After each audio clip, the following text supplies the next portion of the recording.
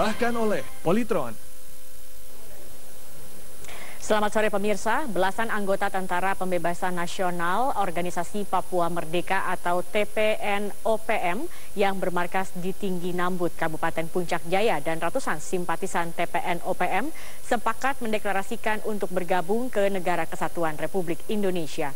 Sebanyak 15 orang dari Tentara Pembebasan Nasional Organisasi Papua Merdeka dan ratusan militan pendukung pimpinan TPN-OPM Goliat Tabuni menyatakan diri bergabung dalam NKRI. Ikrar kesetiaan anggota dan diikuti simpatisan kelompok OPM ini dilakukan di lapangan Tinggi Nambut ditandai pembacaan ikrar oleh anggota TPN OPM Yesko Kogoya di depan Bupati Kabupaten Puncak Jaya Henok Ibo dan Rem 173 PVB Brigjen Inyoman Cantiasa, Kapolres Puncak Jaya AKBP Huta Barat serta Dandim Puncak Jaya.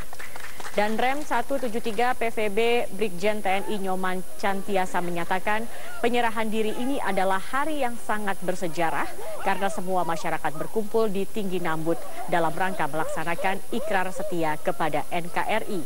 Sebab daerah tersebut adalah daerah merah yang dikuasai oleh OPM Goliat Tabuni.